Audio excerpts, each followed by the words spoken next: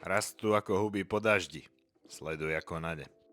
550 g múky, ak použiješ chlebovú, ostanú mäkké dlhšie, jedno vajíčko, lyžička soli, 7 g sušeného droždia, 350 ml mlieka a lyžička cukru.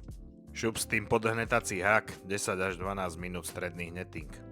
Pracovnú dosku si pomúč, vyklop tam cesto a rukami ho takto trošku prepracuj.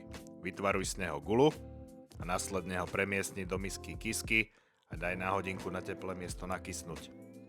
Po hodinke ho opäť vyklop na pracovnú dosku a vyváľaj z neho takéhoto hada. Rozdiel si to na počet kusov, ktoré z toho potrebuješ dostať. Nestačilo 5. Až ich chceš všetky rovnaké, tak si to rozváž.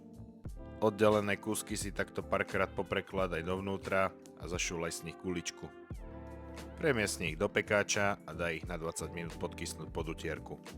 Tesne pred pečením ich potri rozšľahaným vajíčkom a posyp ich tým, čo máš rád. Môžeš použiť sezam, rastcu, sol, to už nechám v tvojej réžii. Šup s tým do teplých krajín 180 stupňov 15 až 20 minút podľa rúry. Keď sa ti začnú takto krásne nafúkovať, vieš, že si všetko urobil správne. I hneď po dopečení ich postriekaj slanou vodou, aby ostali lesklé a naplň si ich tým, čo máš rád. Dobrú chuť a vidíme sa na budúce.